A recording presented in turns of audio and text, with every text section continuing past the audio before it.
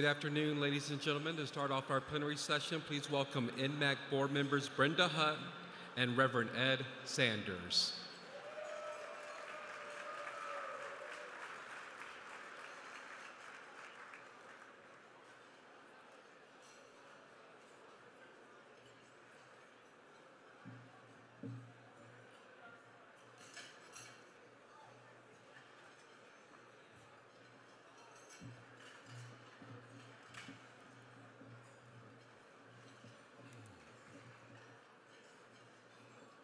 Greetings from North Carolina and the Lumbee Nation. I asked to speak first because my co-partner is a preacher. I was raised by a preacher. We didn't get to talk very much. On a serious note, HIV and aging, ending the epidemic, that's only words. Many years when I began working in HIV and AIDS field as a case manager, that was just something we didn't hear, we didn't know about. And I barely knew anything about HIV, nothing about the stigma or the myth surrounding HIV. My clients were my mentors. We started doing several things with our clients. We said, you know, how hard can this job be? I said, I've got a little bit of education, I've got common sense, I've got compassion, and now I have my mentors. This job can't be that hard. But back in those days, people were mean. It was natural to fear the unknown. But shortly after then, I was introduced to NMAC by NAPSI. And then I was given the opportunity to attend a conference known now as the USCA conference. I left North Carolina with a notebook and a pen, and I came back with a ton of information and energized like the bunny. I said, now I have information, I have education, I have common sense, I have compassion, and I have my mentors. But I still felt like I needed to bring it together, so I enlisted the help of NMAC. They gave me resources, they gave me funding opportunities. They gave us and offered training for our board, clients, and staff. Also got refurbished laptops. So I can honestly tell you, had it not been for NMAC, I would not be in the field 20 years later.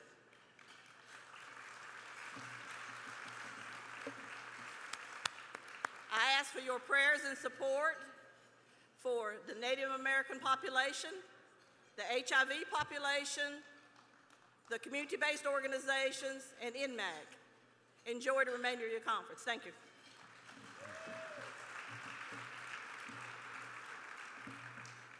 Good afternoon. My name is Edwin Sanders, and I'm from Nashville, Tennessee. I'm the senior servant at Metropolitan Interdenominational Church. Nashville's in the house over there. I'm here just to say welcome. Welcome to the USCA Village. I say the USCA Village because one of the things that I have discovered in these years that I have been coming here annually is that this is a community that continues to grow and that continues to see itself as the vital link within all the communities that we represent in terms of bringing about a day when there will be an end to HIV and AIDS. Our emphasis today is on aging. So I decided to try to figure out what stages of life I've gone through since I've been coming to these conferences. One thing I know is that my hair was not quite as gray. I could walk up those steps a lot faster. And there's a way in which I think a few years ago I could call just about everybody's name in this room. But the good news is that we continue to grow. We come here for many reasons. We come here to be informed. We come here to be enlightened. We come here to be instructed. We come here in order to be the beneficiaries of the information that is developing every year and continues to evolve around this disease. And it makes us better at doing the work that we do. But I would say for me, the many years I've been coming, that the thing that's most important is the relationships. The relationships that I have with all of you in this room. the relationships that I know I can depend on when indeed there are times when I need to look to somebody who understands, can do what I can't do, and can at least give a word of encouragement along the way.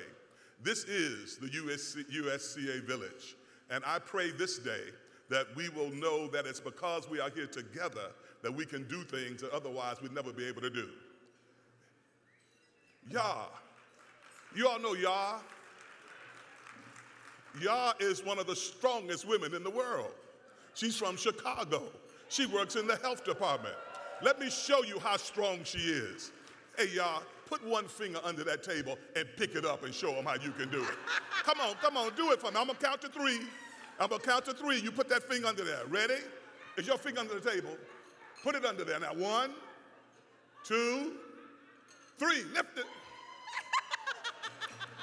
Okay, but let me show you something. All of you ladies sitting at that table, and that gentleman that's there with you, put your finger under the table. One finger. When I count to 3, you lift. 1, 2, 3. You see how that table came right up off the floor? That's what this conference does for us. It helps us to know that what one of us cannot do alone, that together there's nothing that we cannot do. And if we continue to do what we learn and what we glean from these experiences together, we won't just lift tables, but we'll transform and change lives, and we will be a part of bringing about the day when HIV/AIDS will no longer be what it represents us in this community. God bless you and God keep you.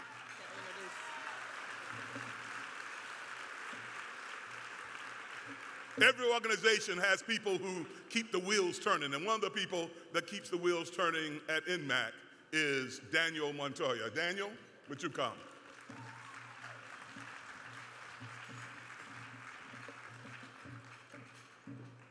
As you can see, there's never a dull board meeting with those two as representing the National Minority AIDS Council. Thank you so much for your thoughts and your comments. I'm Daniel Montoya. I'm the Deputy Executive Director for the National Minority AIDS Council. On behalf of NMAC and the U.S. Conference on AIDS, again, thank you all for coming out. Thank you all for doing the work that you're doing, and thank you all for really working to commit yourself to the beginning of the end of the epidemic. That's what we are here to do, and I applaud all of you in your efforts. We have a very, very important plenary session that we're going to talk about today. And as someone who's been living with HIV for almost 25 years, and someone who's going to celebrate their 50th birthday this year, is an issue that has been on my mind, HIV and aging. It is a new, in some ways, demographic that we need to work to represent, because in many ways, the quality of life that we've been able to provide everybody through the science and the benefits of medical treatment means that we're living longer. But that also means that there may be other issues that we need to address in terms of HIV and aging. And so you've got a great speaker that's going to come up and do that shortly. But before I get to that, I wanted to do a special sort of mention, and I want to shout out to the house, because we have a very special guest, Cheryl Lee Ralph. Many of you know her. If there's any gay man in here that doesn't know Dream Girls, you need to check yourself at the doorway and make sure that you are actually gay. And she has been a supporter not only of NMAC, but this fight for a long time. She represents the Diva Foundation, where she does a lot of work, and every year on World AIDS Day, she brings together divas to have a concert to raise resources for HIV and AIDS. She will be here today doing a women's roundtable in Milano 5. And the whole target population that we focused at this year at USCA is important to her and all of us. And so those of you that are able to join, please join her in Milano 5. With that, I'd like to really introduce someone who's been a longtime friend of ours at Janssen Therapeutics. Her name is Paulette Heath. Many of you know Paulette Heath. Yes, let's give a round of applause. She has been someone that's been involved in HIV and AIDS for over 15 years. And while her current role as Director of Community Affairs and Advocacy at Janssen Therapeutics has been for about 6 years, she really got her start at the ground level and the grassroots level. She started as a volunteer for the Beautiful Gate Outreach Center, really working with people to try and help them understand what was going on, and that was what further cemented her career in HIV and AIDS. She's been a longtime friend, as I've said.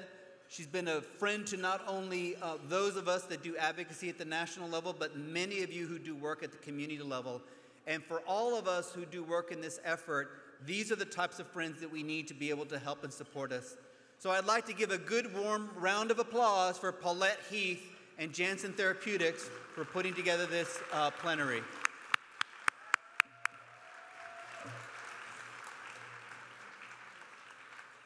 Good afternoon. Okay, you guys can do better than that. Good afternoon. All right, thank you. On behalf of Janssen Therapeutics, I thank you for being here and for the work each and every day that you do out there in terms of taking care, serving, and supporting people living with HIVs and their communities. The work you do is not easy. It's hard. It's long hours and long days. And sometimes you think nobody appreciates what you do, and are you really making a difference? Well, I am here to tell you that what you do is making a difference, because we are sitting here talking about a cure. We are sitting here talking about the end of the epidemic, and we are sitting here talking about HIV and aging. People are getting older, living fruitful lives with HIV, and that couldn't happen without each and every one of you. So I want you to turn to the person next to you and say, thank you, I appreciate you. You do make a difference.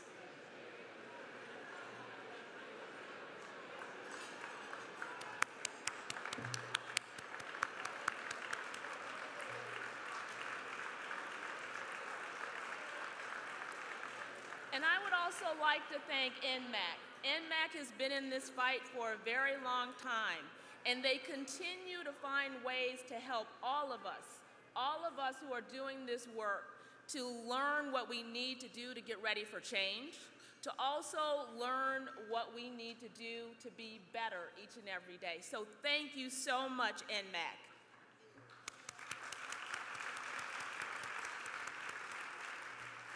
And so now I'd like to introduce our speaker for this afternoon. Our speaker is Dr. Tony Mills, and he is the medical director of Tony Mills, MD, Incorporated, and he is the assistant professor of clinical medicine at UCLA School of Medicine. He is a Los Angeles-based physician, and he is a leading clinician in the field of men's health as well as HIV. Dr. Mills is an experienced clinical investigator with extensive research experience, and he's always doing different clinical trials for a number of pharmaceutical companies, and it's all about making sure that every one of you have the medicines that you need that are working well and doing what they need to do to make a difference. So I'm going to also let you know that after Dr. Mills' talk, if there's enough time, there will be questions. There's a mic that's right here in the front, so when he's done, if people have questions, you'll need to line up here. So help me in introducing and welcoming Dr. Mills.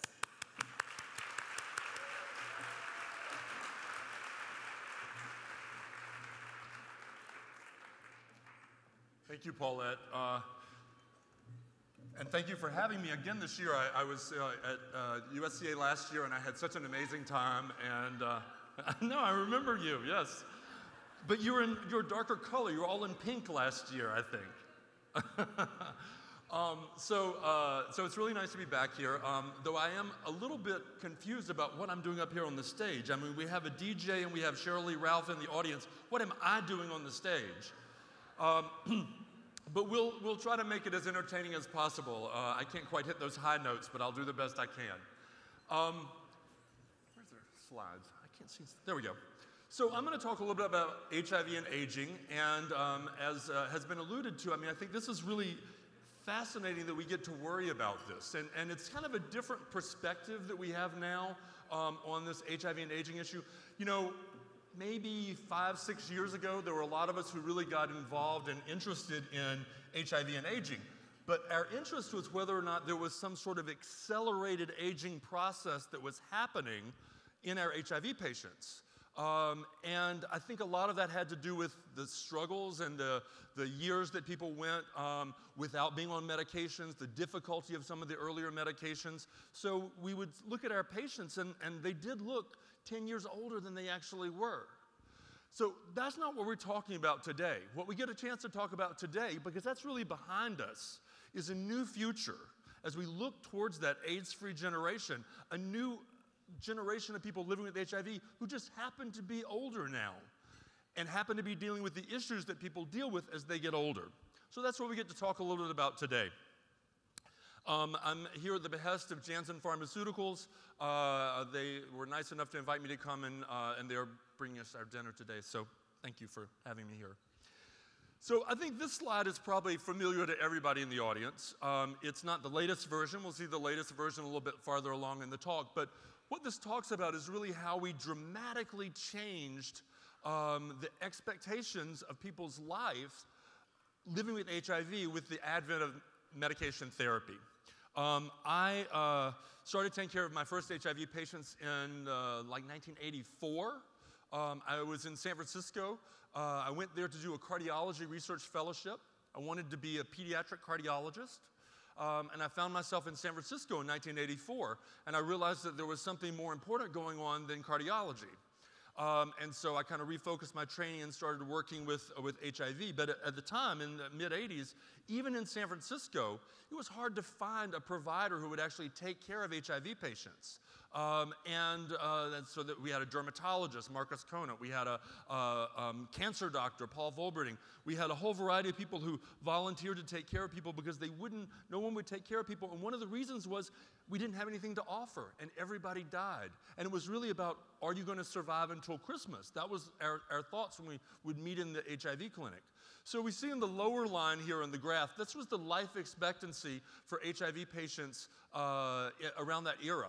And so if you were 25 years old, you were diagnosed with HIV, the average life expectancy was 7 years. So really an amazingly horrendous disease that we confronted.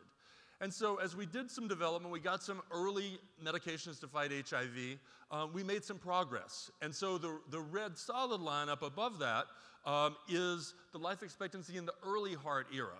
And what we found was we almost added about 18 years to patients' life expectancy just with the first fundamental medications that we had. Nowhere close to where we are today, but at least it was a huge, big change in the right direction and inspired all of us to move forward with drug development.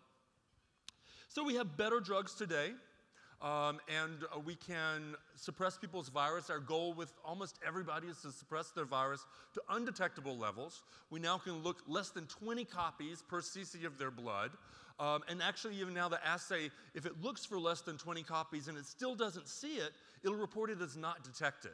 And so I love showing that to patients. Like with the most sensitive assay we had, we couldn't detect any HIV in your system.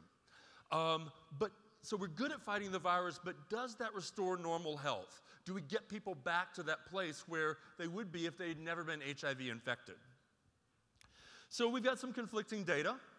So this slide shows what happens to people's T-cell counts on therapy, doing well on therapy, fully suppressed. But if you start low, you may still never get back to that normal T-cell count. And a normal T-cell count in someone who's HIV uninfected is somewhere between 500 and 1,000 T-cells. And as you know, as we thought about treatment paradigms over the years, we would watch the T-cells, and if we watch the T-cells fall, then we would decide, okay, now you're to a point where your immune system's beaten up, we need to start you on medications. So many people would start medications when their T-cells were low, and what this slide shows that if you start medications when your T-cells are less than 200, about 60% of patients will never actually get above 500. So they never get into that normal range, even after 10 years of being on therapy. So we don't exactly know what that means. We know, I mean, we sort of have a sense, you know, like kind of a gay man's thing, more is always better. You know, we we would think that having more T cells would be better, but it might not be. Maybe having a full complement of immune function, even if your T cell count is lower, might be okay. But we have some data that really says maybe it's better to have higher T cell count. So I tell my patients today, what I really want to do is I want to get you back to that place that you were before you were ever HIV infected. And the only way we can do that is to start you at a higher T cell count. And so that's why the recommendations about starting therapy have really changed so much over the last few years. So now the recommendation, we used to have individual caveats of when we would start therapy, pregnant women, renal disease, hepatitis B, those things, or a T cell count less than 200 or less than 350. Now all of those things are kind of moot because really we just want to start everybody who's positive on therapy because we've got such good therapy and we're trying to get people back to that state of good health that they were in before they were ever infected. So here's the slide we saw initially, the pre-HAART era there in the bottom, the early HAART era in red. And here's what they considered the late HAART era when they published this paper from 2000 to 2006. But I still think that was kind of the mid-HAART era. We still weren't really where we had as good a therapy as we have now. But we still had really increased that life expectancy significantly. But if we look and see what the population life expectancy looks like, that's the green line here at the top of the slide. So we see that in spite of our best efforts, we're still not really getting people to that place where the general population is. Now, again, this was sort of, like I said, I'm referring to that, it says late on the slide, but I think that's kind of the mid-HAART era. I think that now we actually have better data.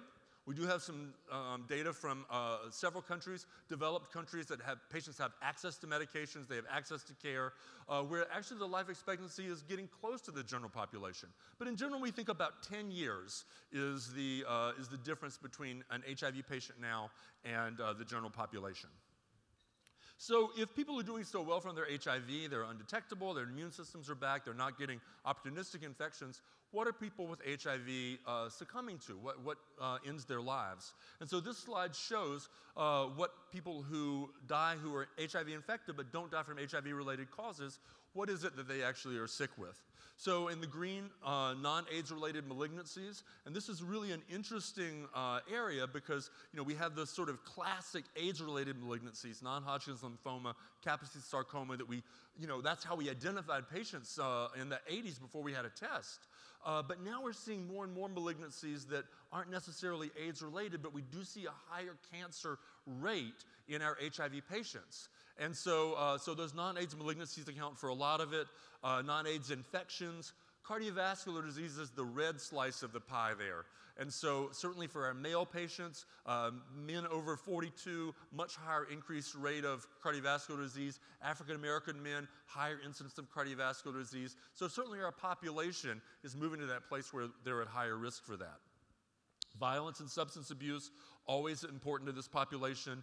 Liver-related events, a higher percentage of our patients now co-infected with hepatitis, either hepatitis B or hepatitis C or both. So we're much better at fighting the HIV actually than we are at the hep C, though we're getting better. So these are the things that people actually are succumbing to now if they're HIV positive and have a bad outcome. So there are also morbidities, medical conditions that we see an increased incidence in our HIV population. So cardiovascular disease is certainly one of those things. And so the question is the HIV itself that puts people at higher risk for heart disease? The medications maybe put people at higher risk for heart disease. Certainly some of the older medications that we used had that as a risk factor. But we certainly think overall we have to be more cognizant of that. And lots of studies coming out recently looking at carotid artery thickness and the way your blood vessels respond that looks like there's something fundamental about HIV patients that are different than the general population. Again, we talked about the cancers a little bit, the non-AIDS related malignancies. We're seeing more and more of that. Anal cancer, 40-fold increased incidence of anal cancer in gay men and twice that if they're HIV positive. But it's not considered an AIDS-related malignancy. So we certainly see more non-AIDS related malignancies defined in our HIV patients. Osteoporosis, bone fractures, as our life expectancy has increased, the concern about bone health has really increased as well. We know for men and women, our bone health peaks about 30, and then declines almost in parallel after that, but men have a higher bone density at 30 than women do. So that's why women get into that osteoporosis range sooner than men. But certainly in the general population now, as people are living longer and longer, more and more men and women are getting to that osteoporosis range. And certainly some of the HIV medications that we've dealt with over time have also affected the bones, and maybe the disease itself. Liver disease we talked about, coexisting hepatitis, kidney disease, certainly we have to be careful. Liver and kidneys, we monitor every HIV visit, we monitor those in our patients. Cognitive decline. This is something I think that patients are concerned about, providers are concerned about. Is there a difference in thought function, in memory? I mean, it's one of the most common things I think I see in my practice is people are complaining that their memory is not as good. Is there some long-term sequelae there that we're seeing from HIV? Pneumonias requiring hospitalizations, those are the other non-AIDS related infections that we talked about. So one of the things, certainly, is the HIV population itself is getting older. And so this graph shows the HIV population in the United States, both in 2001, the light bars, and then in 2005, the darker bars. And so as you can see, the population is aging there, the bulk of the population aging through that time period. And so the prediction based on these numbers is that in the United States, by 2015, more than 50% of the HIV population will be over the age of 50. Now, Daniel and I certainly consider 50 to be extremely young, but certainly over 50, we have to think about other health-related concerns. And so in San Francisco right now, the latest numbers show that the HIV population, 53% of people in San Francisco who are living with HIV are over the age of 50. So we're seeing that already in some pockets, but in all of the United States, we're going to see it more and more. But it's not just the US, it's not just the Western world, also Africa. So again, as we get better and better with therapy, as more people are getting access to therapy, people are living longer. So what this shows is the population in Africa living with HIV who's over the age of 50. The darker the red, the more the HIV population. And you'll see as you go from the left side, 2011, then the predictions for 2025 and 2040, a much greater incidence of that dark red color appearing there as a higher and higher percentage of patients there are over the age of 50. So again, coexisting diseases that we have to worry about now in patients already living in very resource compromised areas. It's enough that we can get them HIV medications. We're grateful if we can do this, but what about blood pressure medications? What about cholesterol medications, diabetes medications, all of those things that patients need to stay alive? New York Magazine ran an article a few years ago that was really, really stirring, I think, for all of us. Another kind of AIDS crisis. This was published in November of 2009. Looking at as we looked at this, is there some advanced aging process that's happening? Why are people who are living with HIV, surviving HIV, suddenly dealing with osteoporosis, bone health, dementia, cognitive dysfunction? So again, this was sort of at that period where we were really thinking, is there some sort of accelerated aging process that's happening, something specific about HIV that's causing this to be the case? Or is it just an accumulation of comorbidities? People are getting older, so they have other health-related issues. When we talk about the health concerns about aging, one of the things we talk about is frailty. And so frailty really talks about your vulnerability, really, to other health threats. And so accumulated functional defects, your ability to go up and down the stairs, to carry things, to carry out the activities of daily living.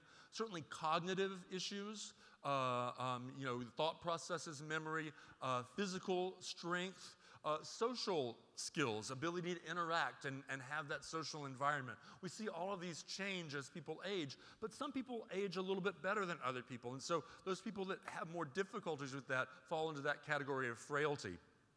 I just flew in today from Los Angeles, and I was thinking as I was in the security line, there's always that person in front of you that's taking forever in the security line.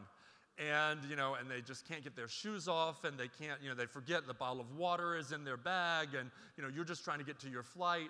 But I was kind of watching this couple in front of me who were a little older than I am, And I was thinking, that's it. That's the kind of definition of frailty, when people get to that place where their activities of living are really compromised. One of the things that I tell my patients now, one of my goals for myself as well as my patients is, I want to be 85 years old. I want to hop on a plane. I want to throw my bag in the overhead bin. And you see it, and there's some people who do that. And then you have other people who are 50 who are coming in on wheelchairs. So it's really about how do we take care of ourselves so that we can get to that place that we want to be down the road. Now that we've fought and now that we've got all of these extra years of life expectancy, we want to be in good shape to enjoy them. We have measurements of frailty, frailty phenotypes, physical endurance batteries that we do, how fast can you walk 400 meters, all these things we can do and assess to see whether somebody's actually exhibiting those signs of frailty. And certainly we see that oftentimes more in our patients who are living with HIV. The MAX cohort, I think everyone's probably familiar with, is one of the most important studies that we've really done here in the United States. And the MAX from the beginning was looking at people who are living with HIV and comparing them to matched controls who don't have HIV. So what Max has really been able to tell us over the years is how is a person living with HIV different from that same person, same age, same gender, same other risk factors, not living with HIV. So we've learned a tremendous amount from Max about that. So what this graph shows is the increased frailty in HIV patients. 3 different time strata. The dotted line is at the top there, that's 94 to 95, so again, kind of the pre-HAART era. The larger dotted line, 96 to 99, that early HAART, and then the solid line, 2000 to 2005, a little bit more of the modern era. So we certainly see that frailty decreases over time as we've gotten better and better therapies, but it's not really non-existent, and what this graph is showing is how it relates to CD4 count. So as the CD4 count is lower, more of the likelihood that patients will be frail. So again, part of that data about trying to encourage people to go to medication sooner, get people's T cells up, get them in a healthier state. So there's a composite of different things that really add to the premature development of complications associated with aging. There is the normal aging process that in spite of how much we struggle against it, especially in Los Angeles, we really struggle against that aging process, tooth and nail. In spite of how much we struggle against it, we're still going to have that aging process that takes place. So you've got that our patients are dealing with. You've also got lifestyle issues, and we have a higher number of HIV patients certainly that smoke, so that's going to contribute some to their accelerated aging. Other ways that they might not take good care of themselves, intravenous drug users, people who, there was a great study that was presented this year at Croy looking at the life expectancy of someone who's 20 years old who's diagnosed with HIV now, and then separating it into risk groups. And certainly heterosexuals and men who have sex with men had almost a 50-year life expectancy with diagnosis at 20. But IVD is much less, and again, because of those other health concerns that we see. So lifestyle, certainly, how well you take care of yourself, exercise, eating right are certainly important. And then there's the toxicity of the antiretroviral drugs. The drugs have gotten better and better. Certainly we think that the drugs that we're using today are so much cleaner and so much safer for people in the long term than what they were, even 5 or 6 years ago, but there still may be some toxicity long term that we don't know about. So what's the mechanism? Why is it that HIV patients are aging a little bit faster maybe, or having more comorbidities, or struggling with things maybe a little bit more than the general population? So we think a lot of it has to do with inflammation. And it's so funny, as the science of HIV has evolved, our ideas about how to treat and take care of HIV patients have really changed. A lot of my colleagues, especially the people who were infectious disease specialists, from the very beginning, they thought everybody should be on medications.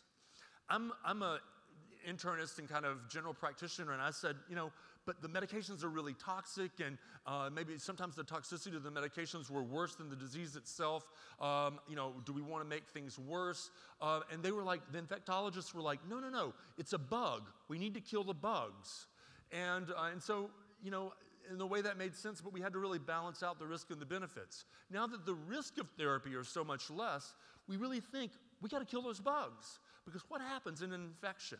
What do you get? How does your body respond to an infection? It responds with inflammation. And the way that inflammation works is it has a variety of effects on a whole lot of different organ systems that unfortunately have bad effects on outcome. So that persistent inflammation that occurs there in HIV infection, we can suppress the virus, but that infection never really goes away. We think that may be a key to this premature aging. Time magazine did a big story on inflammation a few years ago. This was February of 2004, looking at inflammation. When I was coming through medical school, we thought that everybody should take an aspirin who was older because the aspirin would stop the platelets in your blood from sticking together and could prevent a heart attack. Kind of made sense. That's what aspirin does. We know we get more bleeding if people are on aspirin. But actually, that wasn't how aspirin worked at all. Aspirin worked because it's an anti-inflammatory. So it decreased the inflammation in the blood vessels, and that's what decreased the risk of heart attack.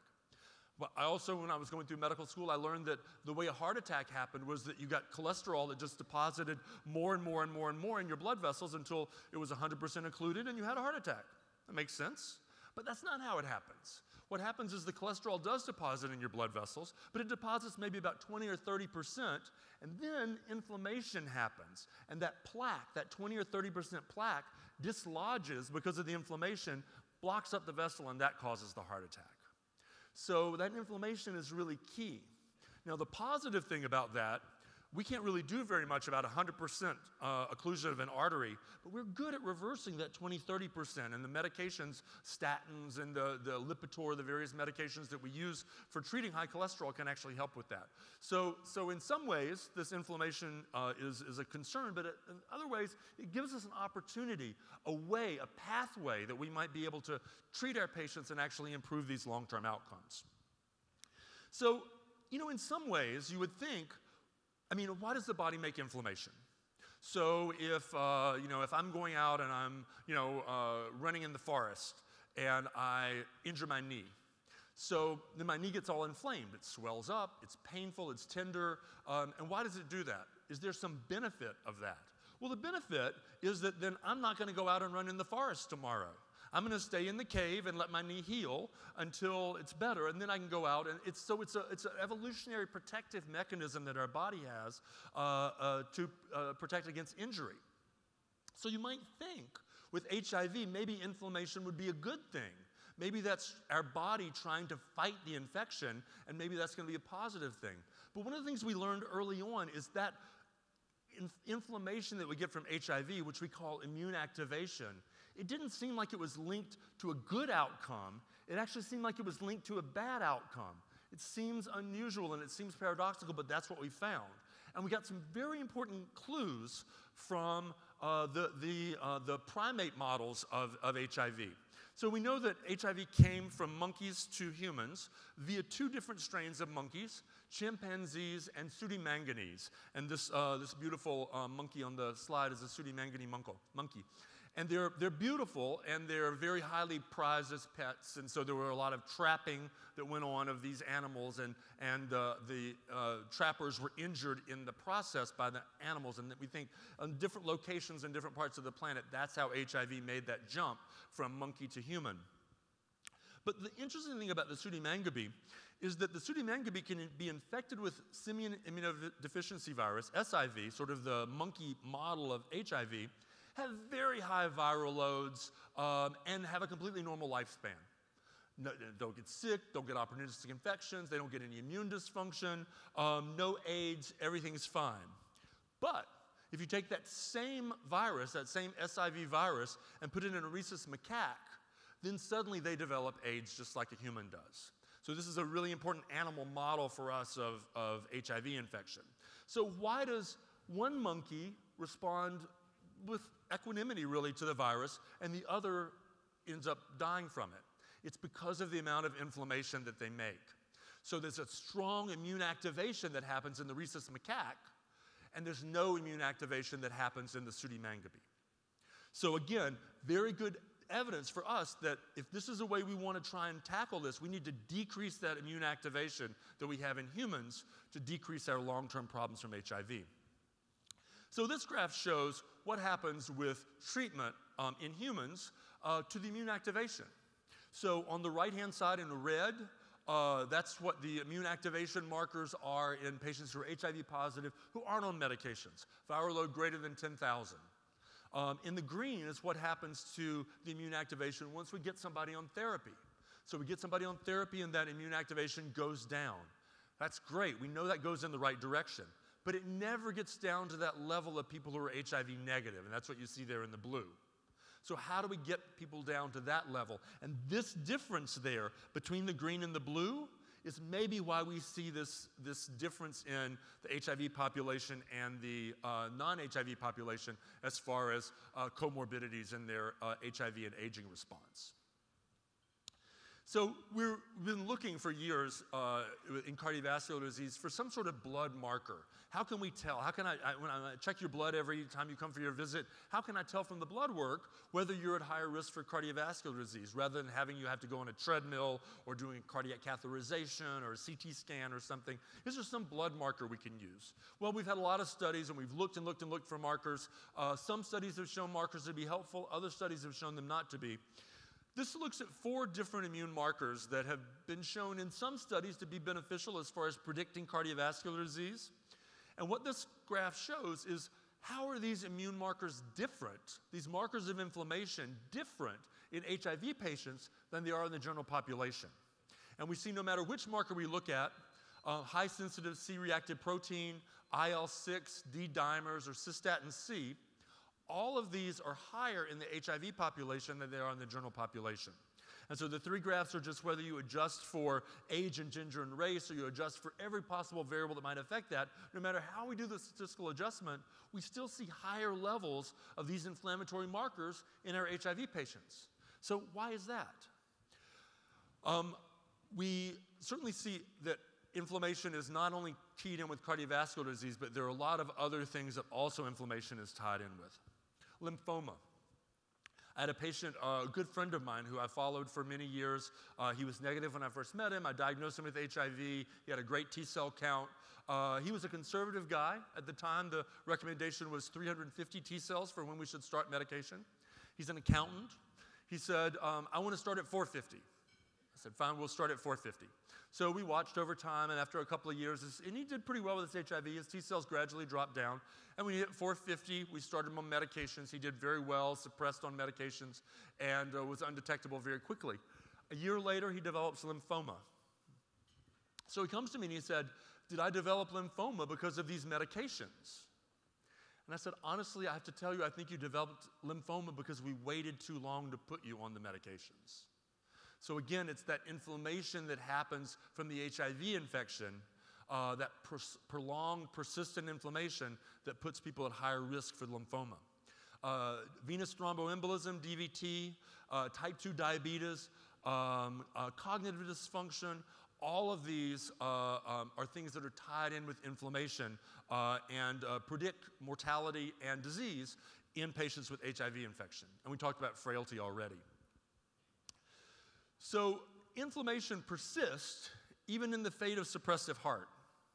And this inflammation itself may actually blunt the CD4 cells, the ones that we want to actually get back up to a normal range, may blunt those from actually getting back up into that range. Maybe that inflammation is the reason why people have a natural age-related change in CD4, even if they're not HIV infected.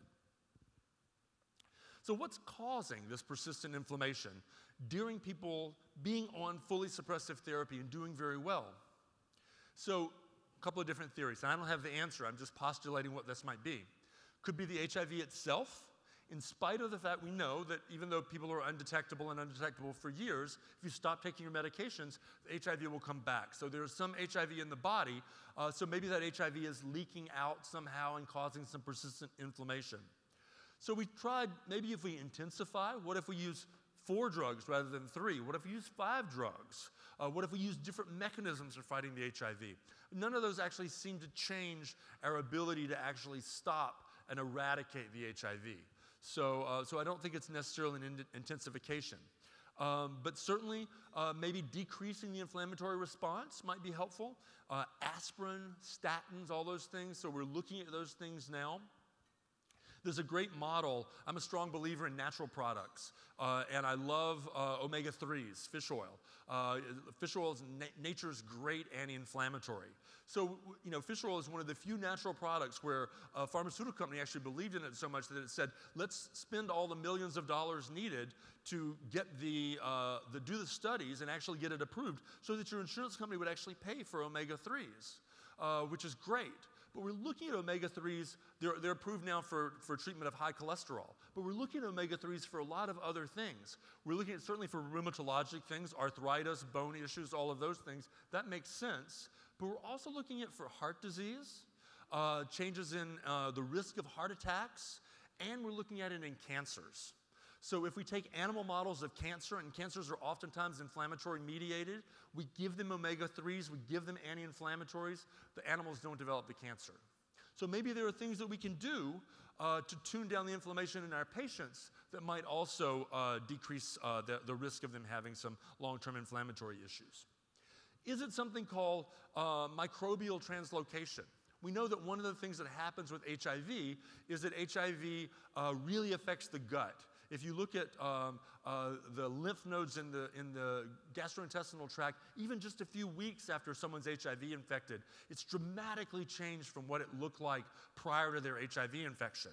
So we think that that damage that's done maybe to the gastrointestinal system never really fully recovers. And so there's constant leakage maybe of bacteria or other things into our system from the gastrointestinal tract, and maybe that's causing this persistent inflammation.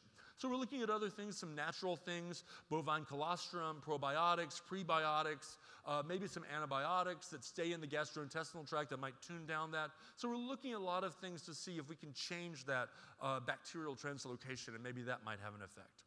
Certainly co-infections, hepatitis C, HCV, CMV, all of those things that we used to struggle with so much also are present, and they're still possible in our HIV patients. So maybe those coexisting infections also are a reason that patients have this persistent inflammation that goes on. And there could be a variety of other reasons as well. So one of the questions is there any way that we can prevent this from happening? I told a story of my patient who had the lymphoma, and luckily he's done well with his lymphoma, but he might not have. And I would live with that maybe if I'd started on medications earlier, he might have done better. Is there anything that we can do that might prevent that long-term inflammation that might be causing problems in HIV patients later on? Well, one of the things I think that we can do is start people on therapy earlier. And I think this is, again, all this data that we have that's led to the change in the guidelines is all about the benefits that we see in starting people on therapy earlier. So what you see here on the far left of the slide are patients who are HIV negative, their immune activation. And then the second two columns are people who are chronically infected with HIV. So like my patient, people who have been infected for several years. We see on the left before they start HAART therapy, and then on the right after they start HAART. So they start therapy and the immune activation goes down, but as we saw earlier, doesn't get down to where it is before people actually are HIV infected. But over on the far right is what if we catch someone early? We catch them really early on in their diagnosis before they've really had a chance to suffer the ramifications of HIV. And then we start them on therapy early. Wow, that immune activation actually gets down to almost that same level it's at in people who are HIV negative. So again, some really powerful data inspiring us to try and diagnose people quicker and start them on therapy earlier. So I think everybody probably is aware about the SMART study. I mean, it's probably the most aptly named study I think we've ever done because it was a failed study.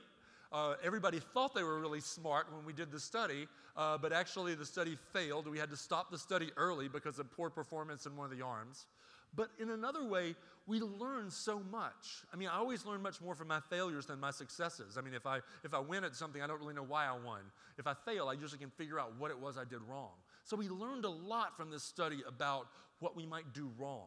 So what happened in the SMART study, and this graph takes just a subset of the patients that were in the SMART study, those people who had never been on therapy before, and we randomized those people to either go on therapy immediately, regardless of what their CD4 count was, or to go on what we call CD4 guided therapy, where we watched them closely, we watched their CD4 count, we were going to wait, we were never going to let it get less than 250. If it got less than 250, then we'd start them on medications. We'd keep them out of that range where they'd be at risk for any opportunistic infection. And everybody who was involved with the study really thought this is going to be the same in both arms. We're not going to let people get sick. We're going to watch them carefully. And maybe we can spare people some of the toxicities of the medications. We can spare some of the cost of the medications. We give people a holiday maybe off of the medications. But actually what we saw was completely different than what we thought.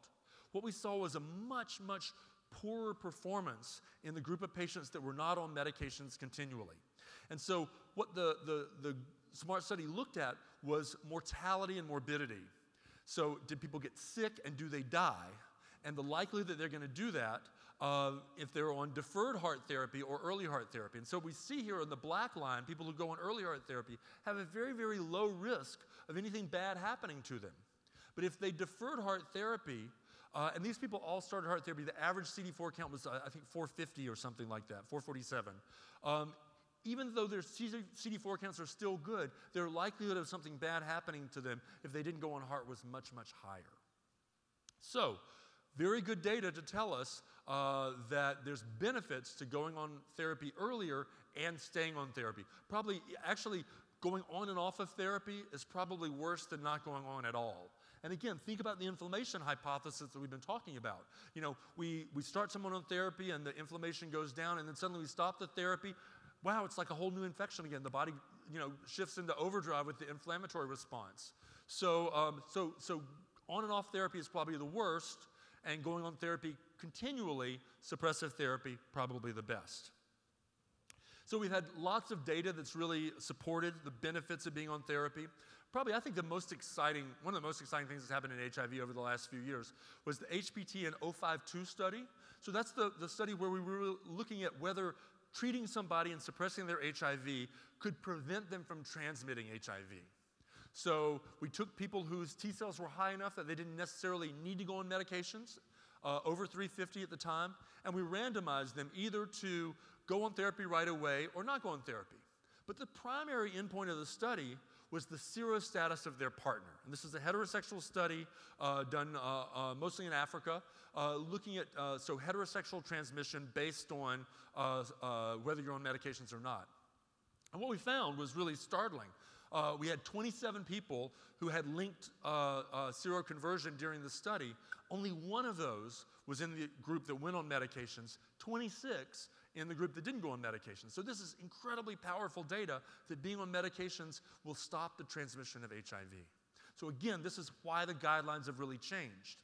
So yes, it's great to protect the other person, but we talked about this whenever they presented the data. Are we really going to put people on therapy to protect other people? Is that ethical? But actually what we found is we also protect the person we put on therapy. And Beatrice Grinston from Brazil presented this data at the International AIDS Conference in Rome 2 years ago, looking at the likelihood of having some sort of infection, opportunistic disease, if you go on therapy or not go on therapy in that HPT and 052 study, and a much higher incidence of TB. In the United States, TB is not such a big deal, but worldwide, TB is the #1 killer of patients with HIV. So the likelihood of suffering from TB if you go on therapy, much, much less than if you don't go on therapy. So great benefit in HPT and 052 for the patient and for their partner. So what about diet and exercise? I'm all about natural health, and so I'm always talking to my patients about what they eat. Cheryl Lee and I just had this conversation about being a vegetarian. I feel terribly guilty because I ate the chicken. We are what we eat. It makes sense, right? We put it in our body. That's what we become. And then our bodies are what we train them to be with exercise. So are there things that we can do with diet and exercise that might be beneficial long term? Absolutely. We know that high-fat diets, high-carbohydrate meals increase inflammation in healthy volunteers. We don't know specifically about HIV patients, but we know that that high-carb, high-fat diet is not good in healthy people. Diet-induced weight loss has been shown to decrease inflammation in the elderly. And then exercise, certainly in the elderly, is so important. And we have so many great forms of exercise now. I mean, even walking is great, but Pilates, yoga, things that are very gentle and healthy for the body are so proven to be helpful as far as decreasing inflammation, increasing functional status, improving blood sugar control, and even preventing cognitive decline. You look at those people that you know in your family who are older, who are still sharp and still with it. And then you look at the people who are maybe not as old and not nearly as sharpened with it. So much of it has to do with how active they are. I was, before the International AIDS meeting this year in Washington, we have a conference it used to be called LIPO, now it's called Adverse Drug Reaction Conference, and it's a great conference really talking about things that we have to, other things we have to deal with HIV patients. And this year primarily was about aging. So they had the woman who was the director of the National Institute of Aging come and talk. And she wasn't talking about HIV patients specifically, she was just talking about aging in normal people. But it was a horrifying talk. I mean, it was so scary. What she talked about happens to our bodies as we age. And so one of the things that I thought that she pointed out, one of the studies I thought was so important, the primary finding of this study was that sedentary hours are an independent predictor of mortality. So this hour that we sit here in these chairs puts us at higher risk than if we had been walking around or doing something during this time period. Interestingly, that's it, get up. Interestingly, especially for you women in the audience, women fare better as they get older than men do. And the reason we think that happens is women are less sedentary than men as they get older. And you think about the typical thing of the man laying in the lazy boy, changing channels, and the woman is getting up and making dinner and moving around and taking care of the house and everything. So we put activity monitors on patients, and that's one of the reasons why people do much better with exercise as they get older. So it just makes sense that we need to work on those things early. How are we going to get onto that plane and throw our bag in the overhead bin? We got to start exercising now. And we need to do studies on these things, dealing with HIV, inflammation, aging, specifically in our HIV patients. So in summary, despite optimal antiretroviral therapy, and I really feel like we're kind of getting to that place where our antiviral therapy is optimal now. I mean, we've got great regimens. It's almost impossible to tell the difference between regimens as far as efficacy now. We've got things, I really think that for 99% of people that I see, I can get them undetectable if they take their medications. So we've got great medications now. But in spite of that, we still have this a little bit shorter lifespan and an increase in chronic diseases. So how are we going to address that as the aging population continues? Immune activation and inflammation certainly persist in spite of antiretroviral therapy. It's better, but it doesn't go away completely. How does that tie in with these issues that we all deal with as we get older? Earlier initiation of antiretroviral therapy certainly may be beneficial as far as blunting that immune activation and keeping people healthy and well, not only at the age that we start them on therapy, but moving on into their older years as well. Diet and exercise, so important. You are what you eat, you are what you do. Sedentary hours are an independent predictor of mortality. Think about that when you're sitting there on the couch changing channels. And then targeted interventions. Is there something we can do directly to target that inflammation? Are there anti-inflammatories we can take? Omega-3s, aspirin, HMG-CoA reductase inhibitors, statins. Is there something we can do to decrease that overall inflammation that may hold some promise for us? What does this mean for our patients? Certainly, I think that it's funny, we were talking, about AIDS service organizations and funding and how it's become more and more difficult to get funding. Some people unfortunately feel like they're not as important as they were. HIV patients, sometimes it's hard to get them to actually show up for events that we put on because they're doing well. They go to the doctor. I have trouble getting people to come to see me twice a year, because they're doing well. So I try to make myself important. I try to bring some value to my visit. And so one of the things I really do is I try to work on every visit to inspire my HIV patients to take better care of themselves. What can they do differently? I don't necessarily harp on them all the time about smoking, but what I do is I bring it up every visit. I say, how's the smoking going? And they'll say, great. I'll say, great. But you know, it's funny, what I found is after a couple of years, they start to think, why does he ask me about that every time? You know, it must be important. He must have some reason. And then, you know, I'll find they'll come to me and they'll say, so what are you offering? What can I do to help me stop smoking? So I do the same thing with exercise. You know, I don't tell them, you know, you got to do this, you got to get a new regimen. Some people are really, you know, afraid of that. And it's a big change for a lot of people. But I ask them about exercise on every visit. What are you doing for exercise? I don't castigate them if they're not doing something, but they start to learn, you know, hey, maybe I should be doing something here. Consider starting antiretroviral therapy earlier, certainly. You know, and when I get a new HIV diagnosis today, again, this is one of the things I think is so funny. You know, I found through the course of my career that, you know, in spite of how much I think I know, I'm right about 50% of the time. Interesting to be here in a casino where the odds are, you know, worse than that even. So I'm right about 50% of the time. So I used to think that when I diagnose someone with HIV, the way that it should be handled is I give them the diagnosis, and then I give them a few months, years to process it, go through that acceptance process, you know, come to terms with that, and before I have to start to talk to them about medications. I really thought that was the best way to take care of HIV patients. And now I realize I think I was wrong. You know, I think that now what I do is someone comes in newly diagnosed and I say, I'm sorry about your diagnosis. I know that that is a life-altering thing that's happened. You know, your life is inevitably changed from that diagnosis. But, like the girl said in the video presentation, it doesn't have to alter the length of your life or the quality of your life. You know, you just have to take care of yourself. And so, so I think that, you know, I don't start them on medications on that first visit, but I say, here's the problem. You've been diagnosed with HIV, that's our problem. Here's our solution. We have great medications now that are the solution. And so from the very beginning, I give them that answer to their problem. It may take them a little while to get to that place where they're like, okay, I'm ready to take the answer, but I always talk about that answer to their problem, the solution from the beginning. So certainly, as I said, encouraging patients to exercise, eat right, and that's something we can do every time we have an interaction with them. And encouraging them to participate in research studies. The only way we're going to really learn about these things is if we get patients, data about our HIV patients. So what does this mean for the clinical care of HIV-positive patients? We certainly need to get people tested earlier. The CDC is emphasizing this. We're testing people in emergency rooms in LA. No matter what you come in for, you break your arm and you come in, you get an HIV test. You get offered one at least.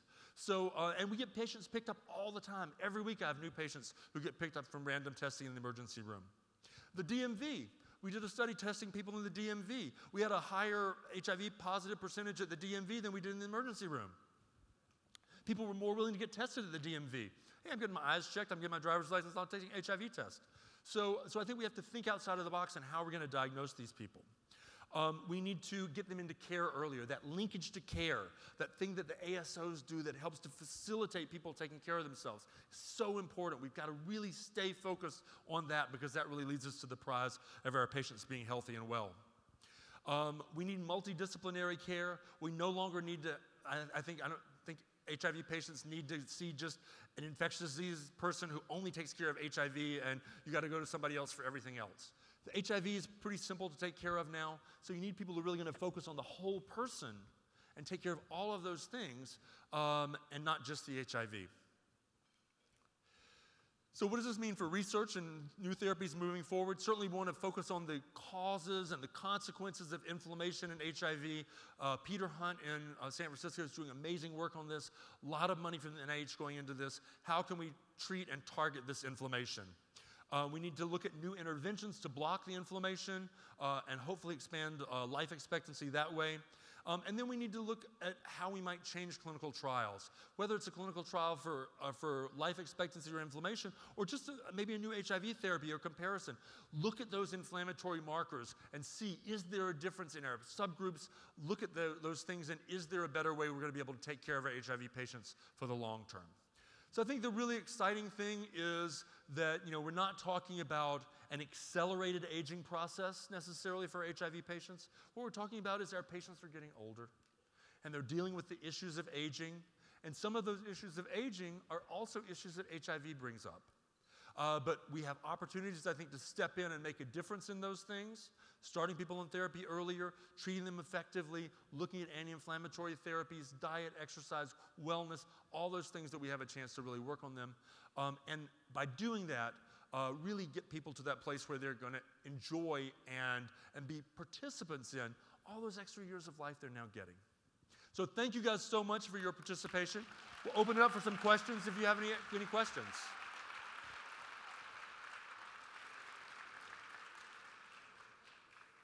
Ladies and gentlemen, if you have any questions, there's a microphone up at the stage in the center. Please go to the microphone. Thank you very much.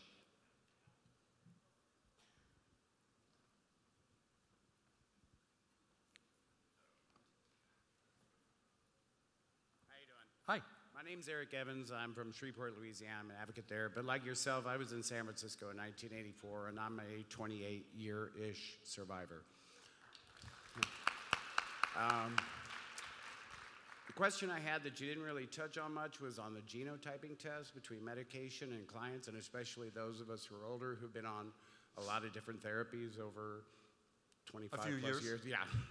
And how that kind of research, because I've heard it, where it first started out, the tests were being done, the genotype tests were being done, kind of like midway, well, you've been through these meds, let's see what's working, what's not. Now they're talking about doing it when you first get diagnosed as well, to find out which medication would be best. So that was just something I hadn't heard you touch on. Yeah. So the genotype test is a test where you look at the specific strain of virus that someone was infected with.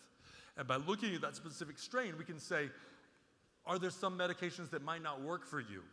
And it's what we try to do now in the United States is we try to get a genotype on everybody when they first get diagnosed. So someone gets referred to me because of a positive diagnosis in the ER, I send a T cell, I send a viral load, I send a genotype. Because that genotype that we get there tells me what that person inherited. And because there have been a lot of people out there for the last 30 years on and off of medications, there are some variations of the virus that are out there. And so that genotype is going to be important not only for what I'm going to start them on today, but what I'm also going to be thinking about for them 10 years from now, because I need to know what they were infected with so I'll know what to use then.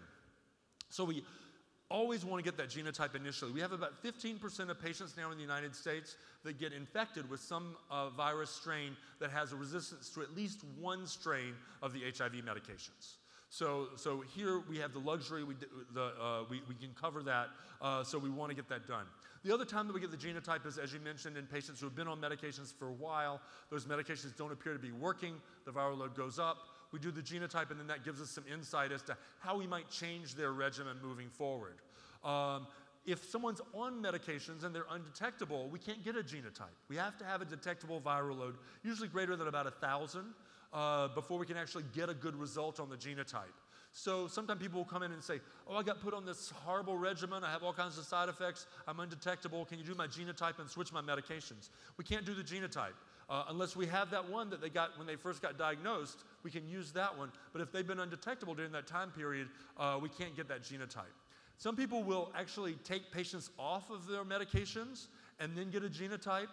That really doesn't work. It's a theoretical thing that was a failed theory. Because what happens is, even though there might be a resistant strain of virus in the body, it doesn't reproduce as rapidly as the wild type strain. So even in somebody who's highly drug resistant, if you stop their medications and get a genotype 2 or 3 weeks later, oftentimes you'll see wild type virus. So that's why it's so beneficial to get it at the beginning, and we certainly want to get it for treatment failure. Other questions? Yeah. Yes. Hi, Joe Scarborough from Wilmington, Delaware. Hi, Joe. I'm a medical marijuana advocate, and HIV is listed as one of the qualifying conditions. Mm-hmm. And as several of the states, even California and such, are addressing medical marijuana issues, historically, the marijuana has been used to increase appetite. Marinol being one of the cannabinoids, based on one of the cannabinoids to address things like wasting. Well, there's so many cannabinoids that address certain issues. Marijuana has certain cannabinoids that address inflammation. Is there anything that you could speak on that? I've not ever, again, it's funny. You know, in some ways, the U.S. is a very liberal country, and in other ways, it's very conservative. And so one of the things that I've always wanted the NIH to do is to do some research really on some of the things that our patients might use recreationally and tell us really what happens. But the NIH is never going to fund a study where, you know, we take, 100 people and we give half of them, a joint every day, and we give the other half not a joint and measure their inflammatory markers. I mean, it's a great idea. We should do that study. But, but the conservative government is just not ever going to fund that. And so I don't have any data really just on inflammatory markers and cannabis use. I also am a big cannabis advocate. I think that it's good for, and being from California, it's nice that we have that ability to use it. But I find, I would say, at this point, I think in California, what do you think, Cheryl? Maybe like 90% of people have a doctor's letter, I mean, you don't really have to have a lot of disease to get a doctor's letter in California. Because, I mean, honestly, it has such a great variety of uses. Certainly, I used to use it a lot for my patients who had wasting, who tried to stimulate their appetite, who had nausea from medications. It's a great medication for suppressing nausea. Luckily, we don't have a lot of that necessarily anymore. But, it's great for anxiety. It helps people sleep. It has a whole plethora of beneficial uses. So I think that, I'd much rather give people that than Klonopin or, Valium or something like that. So I think that we're certainly very open to that. And so I think that hopefully, as time goes by, more and more people will be open to that as well. Thank you.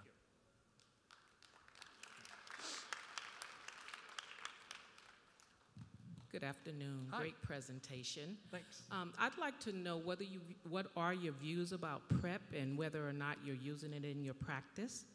Yeah. So what do you guys think about PrEP? Yeah? I think it's an interesting conundrum, right? I think that one of the things that's a challenge for us is that in spite of all of our efforts and everything over, the last 25 years, we still have 60,000 new infections a year. So all of our prevention stuff that we're doing, it's helping, but it's not stopping. And so, if there's something that we can interject that might not be the right answer for everybody, but might help some people, then I think we have to think about that. One of the analogies that I always think about with PrEP is, and I don't, you asked if I was using my practice. I am using it. Sometimes I use it for people who I don't think really need it. So like for partners of people who are positive, who are also my patients, who are on medications and undetectable. I mean, if they're in a monogamous relationship, again, that's what 052 tells us, that they're probably not at very high risk of HIV acquisition. But honestly, if the partner comes and says, I'd really like to, do everything I can to keep myself healthy and well, absolutely, I'll help you with that. The people who really would benefit the most are the people who are kind of out there having exposure to partners that they really don't know their serostatus. So I think it's taking a little while for that to come around, but now I'm having more and more of those people come to me. And it's interesting. Again, I told you I'm only right about 50% of the time. So sometimes I try to predict, like, who in my practice might be engaging in risky behavior, who might be at risk for HIV acquisition. And I'll have people that I know for a long period of time, and I have this discussion with them about their sexual habits and practices and everything, and safe sex, and then everything's fine, and then suddenly the test comes back positive. So I can't really necessarily predict exactly what people are doing. So again, if there's something there that might be able to help, what I always think about is that scene from Silence of the Lambs, where she's talking to the killer. I can't remember his name. Yes, and she's telling the story about saving the lamb, and he sort of laughs at her and he said, "Do you really think that makes a difference?" And she said, "It does to that lamb." And so that's what I think. If there's somebody who comes to me who says, I'm in a situation where I can't protect myself. Do you have something that you can give me that can help me protect myself? Then yeah, it makes a difference to that lamb. So I don't know if PrEP is going to make a huge difference in our world as far as decreasing that 60,000 number, but it's something new that we can try. Yeah. Last question. Okay. Actually, if I can make it a two-part question. with very different issues, unfortunately. So I guess it's really two questions. One is about peripheral vascular disease. It's something I'm suffering from, and I wondered if you had any insight on that. I know a number of other people living with HIV for a long time, and I've been symptomatic since '81, who have like really bad problems with varicose veins and what have you. So if you could address that. And the other thing is barebacking. I think a lot of people don't like to talk about the fact, but a lot of HIV-positive gay men, you know, especially since viral suppression is prevalent amongst most of them, are basically throwing condoms away and, you know, barebacking consistently.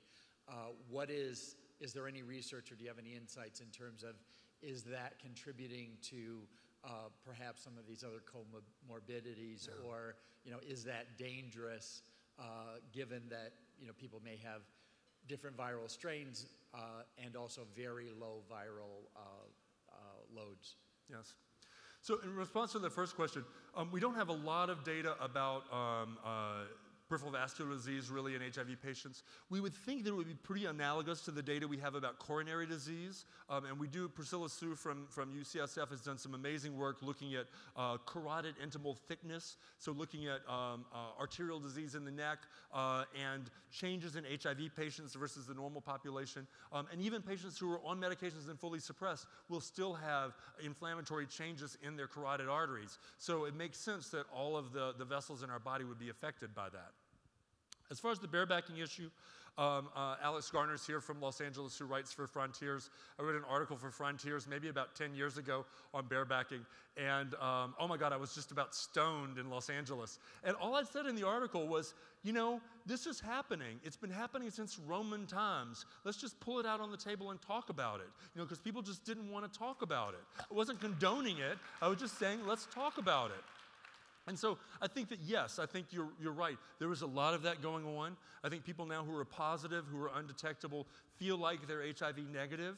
Now, in some ways, you know, the likelihood of them transmitting is much less. But, you know, again, people never really know when they break through, and they're only seeing me twice a year, and they, you know, went on vacation, they forgot their medications. So things happen, and people don't really know unless they've just gotten their viral load actually where they are. So we've seen nidus's little, what we call nest, of comorbid infections that have arisen. Certainly hepatitis C, the primary one that we think about, where there would be, like, for example, a sex party, and one person there would have hepatitis C, and suddenly 12 people who were at that event now have hepatitis C.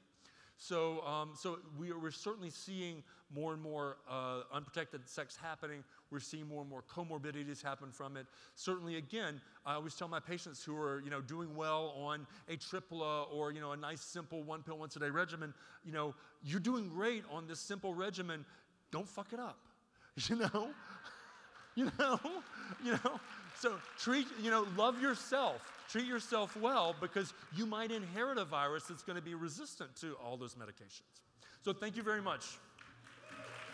Let's give a round of applause to Dr. Tony Mills. A very, very important topic. And again, thank you to Janssen Therapeutics for hosting this luncheon and this very important topic. I encourage all of you to continue to work in this particular area with this advancing HIV and AIDS population. So thank you all today. And again, I believe dessert will be served in the exhibit area. Thank you all for coming.